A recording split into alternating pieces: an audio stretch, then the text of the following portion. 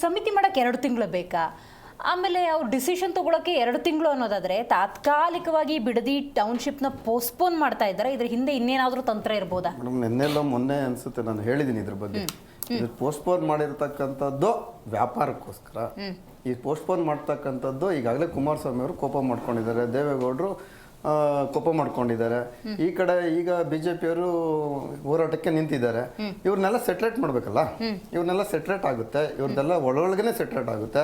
ಇದು ನಿಜವಾದ ಸತ್ಯವಾದಂತ ಮಾತು. ಪಾಲಿಗೆ ಇವ್ರ ಪಾಲುಗಳನ್ನ ಸೆಟ್ರೇಟ್ ಮಾಡಿದ ನಂತರ ಇದಕ್ಕೆ 2-3 ತಿಂಗಳು ಬೇಕೇ ಬೇಕು.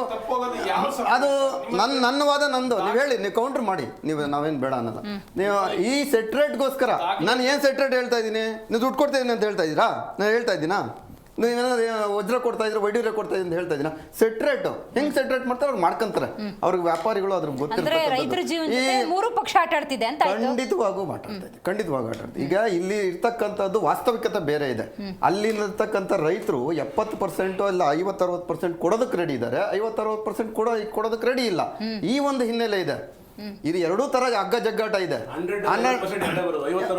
ಹೌದು, 50-50 ಅಂತಾನೆ ಅನ್ಕೋಣ. 50-50 ಅನ್ಕೋಣ. 50% ಒಂದ್ ಕಡೆ ಇದ್ರೆ 50% ಇನ್ನೊಂದ್ ಕಡೆ. ಇದೊಂದು ಗ್ರಾಮ ಪಂಚಾಯತಿ ಎಲೆಕ್ಷನ್, ಬೂತ್ ಲೆವೆಲ್ ಎಲೆಕ್ಷನ್ ಗಲಾಟೆ ರೀತಿಯ ಆ ರೀತಿನೇ ಇದೆ. ಆ ನಿಟ್ಟಿನಲ್ಲಿ ಇದಕ್ಕೊಂದು 2-3 ತಿಂಗಳು ತಕ್ಷಣಕ್ಕೆ ತಾತ್ಕಾಲಿಕ ವಿರಾಮ ನೀಡಿ ಇವ್ರನ್ನೆಲ್ಲ ಸ್ವಲ್ಪ ಸಮಜಾಯಿಷಿ ಮಾಡಿ ಇವ್ರಿಗೆ ಏನೇನು ಸೆಟ್ರೇಟ್ ಮಾಡ್ಬೇಕು ಎಲ್ಲ ಮಾಡಿದ ನಂತರ ರೈತರನ್ನ ಬಲಿ ಕೊಡ್ತಾರೆ. ಖಂಡಿತವಾಗಿ ಕೊಡ್ತಾರೆ. ಇದು ಗ್ಯಾರಂಟಿ ಇದೆ. ರೈತ ಪರವಾಗಿರ್ತಕ್ಕಂಥ ಈ 2 ಪಕ್ಷಗಳಂತೂ ಇಲ್ಲ. ಈ ಪ್ರತಿಭಟನೆ ಮಾಡ್ತಾ ಇದೀವಲ್ಲ, ಈ ಪ್ರತಿಭಟನೆ ಮಾಡ್ತಾ ಇರ್ತಕ್ಕಂಥ 2 ಪಕ್ಷಗಳು ಟೌನ್ಶಿಪ್ ಅಂತೂ ಅವ್ರೇನು ಮನ್ಸು ಮಾಡಿದ್ರೆ ಗ್ಯಾರಂಟಿ ಆಗುತ್ತೆ. ಯಾಕೆ ವಿಚಾರ ಬೇಡ, ಯಾಕೆ ನಾವು ಈ ವಿಚಾರದಲ್ಲಿ ಮೂಗ್ ತೋರಿಸ್ಕೊಂಡು ಯಾಕೆ ನಮ್ಮ ಕೆಟ್ಟ ಹೆಸರು ಮಾಡ್ಕೊಳ್ತೀವಿ ಅನ್ನೋ ರೀತಿಯಲ್ಲಿ ಏನಾದ್ರೂ ಒಂದು ಹಿಂಜರಿಕೆ ಬಂದಾಗ ಅವ್ರಿಗೆ ಏನಾದ್ರೂ ಇಂಟೆಲಿಜೆನ್ಸ್ ರಿಪೋರ್ಟ್ ಮುಂದಿನ ಎಲೆಕ್ಷನ್ ಅಲ್ಲಿ ನಿಮ್ಗೆ ಸಮಸ್ಯೆ ಆಗುತ್ತೆ ಅಂತ ಏನಾದ್ರೂ CMಗೆ ಇಂಟೆಲಿಜೆನ್ಸ್ ರಿಪೋರ್ಟ್ ಬಂದಾಗ ಸ್ವಲ್ಪ ತಾತ್ಕಾಲಿಕ ವಿರಾಮ ಮಾಡಿ ಎಲೆಕ್ಷನ್ ನಂತರ ಮಾಡ್ತೀವಿ, 28 ನಂತರ ಮಾಡಬಹುದು, ಆ ನಿಟ್ಟಿನಲ್ಲಿ ಆಗ್ಬೋದೇ ಹೊರತು ಟೌನ್ಶಿಪ್ ಆಗೋದಂತೂ ಖಂಡಿತವಾಗೂ ನಿಶ್ಚಳವಾಗಿದೆ. ಯಾಕೆಂದ್ರೆ ಇದೆಲ್ಲಾನು ನಡ್ತಾ ಇರ್ತಕ್ಕಂಥದ್ದು ಎಲೆಕ್ಷನ್ ಕಲೆಕ್ಷನ್ಗೆ. ಈಗ ಎಲ್ಲ ನೀವು ಎಲೆಕ್ಷನ್ ಎಷ್ಟು ನಾನು ಹೇಳಿದೆ, ಚಿತ್ರದುರ್ಗ ಮತ್ತು ಕೊಪ್ಪಳ ಅಂತ ಕ್ಷೇತ್ರಗಳಲ್ಲಿ, ಜಿಲ್ಲೆಯ ಕ್ಷೇತ್ರಗಳಲ್ಲಿ ಒಂದೊಂದು ಕಾನ್ಸ್ಟಿಟ್ಯೂನ್ಸಿಗೆ ಒಬ್ಬೊಬ್ಬ ಕ್ಯಾಂಡಿಡೇಟ್ 50-60 ಕೋಟಿ ಖರ್ಚು ಮಾಡ್ತಾನಂತೆ. ಇದು ನನಗೆ ಆಶ್ಚರ್ಯ. ಅಲ್ಲಿ ಅಷ್ಟೊಂದು ಖರ್ಚಾಗುತ್ತಾ ಅಂತ? ಹೌದು ಸರ್, ಖರ್ಚು ಹಾಗೆ ಆಗುತ್ತೆ ಅಂತ MLA ಅವರು ಹೇಳಿದ್ದಾರೆ.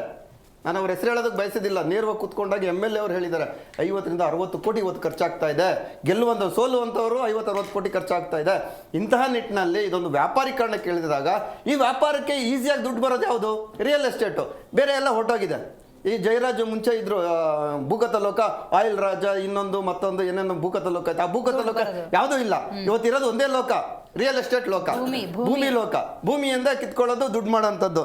ವಕ್ತಾರರು ಹೇಳಿದ್ರು ನಮ್ಮ ಅರವಿಂದ್ ಕೇಜ್ರಿವಾಲ್ ಅವರು ಜೈಲ್ಗೆ ಹೋಗಿದ್ರು ಅಂತ. BSYನವ್ರು ಎಲ್ಲೋಗಿದ್ರು? ಓಲಿ BSY ಚೆಕ್ ಮುಖಾಂತರ ಹಣ ಪಡೆದಿದ್ರಲ್ಲ 20 ಕೋಟಿ ಪ್ರೇರಣಾ ಟ್ರಸ್ಟ್ಗೆ. ಅದನ್ನು ಸ್ವಲ್ಪ ವ್ಯಾಖ್ಯಾನ ಹೇಳ್ಬೇಕಲ್ಲ, ಉಲ್ಲೇಖಿಸಬೇಕು. ಅದು ನಮ್ದು ಆರೋಪ ಮುಕ್ತ ಆಗಿದೆ. 20 ಕೋಟಿ ಮಾತಾಡ್ತಿದ್ದೀರಲ್ಲ ಅಂತ. ಡಿನೋಟಿಫೈ ಎಷ್ಟು ಮಾಡಿದ್ದಾರೆ ಈಗ ನೋಡಿ. Information technology investment religion ITI. ಒಂದೇ ನಿಮಿಷ ಮೇಡಮ್.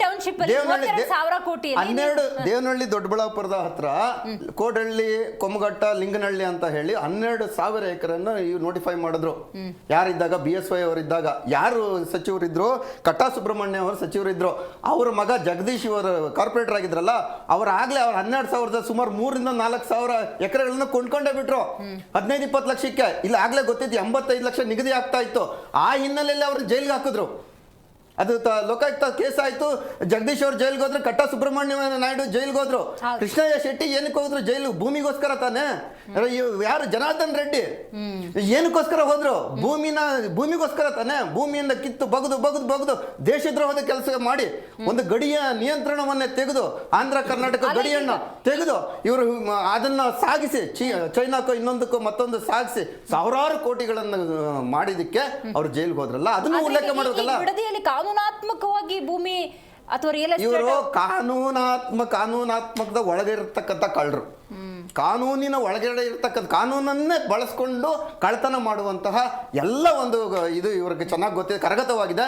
ಈಗ ಹೇಳ್ತೀನಿ ನೋಡಿ, ಕುಮಾರಸ್ವಾಮಿ ಅವರದ್ದು ಬೇನಾಮಿ ಅಂದ್ರೆ JDSನ ಬೇನಾಮಿ ಅವ್ರ ಕುಟುಂಬದ್ದೇ ಸುಮಾರು 200-250 ಎಕರೆ ಇದೆ ಅಂತ ಮಾಹಿತಿ ಇದೆ. DK ಶಿವಕುಮಾರ್ದ ಆಲ್ಮೋಸ್ಟ್ 500-1,000 ಎಕರೆ ಇದೆ ಅಂತ ಬೇನೆ ಇದೆ. ಆರ್ ಅಶೋಕ್ ಅವ್ರದ್ದೇನಿಲ್ಲ, ಆರ್ ಅಶೋಕ್ ಅವ್ರದ್ದು ಇದೆ ಬೇನಾಮಿ. ಬೇನಾಮಿ ಅಂತ ಆರೋಪ ಇದೆ. ಈ ಆರೋಪದ ಹಿನ್ನೆಲೆಯಲ್ಲಿ ಎಲ್ಲರೂ ಸಹ ಪಾಲ್ದಾರರಾಗಿದ್ದಾರೆ. ರೈತರನ್ನ ಬಲಿ ಕೊಡ್ತಾ ಇದ್ದಾರೆ. ಇದೊಂದು ರಂಗಿತರಂಗ ಆಟ ಆಡ್ತಾ ಇದ್ದಾರೆ. ಒಂದು ಪ್ರತಿಭಟನೆ ರಂಗಿತರಂಗ ಆಟ ಇದು. ഒരു മാസം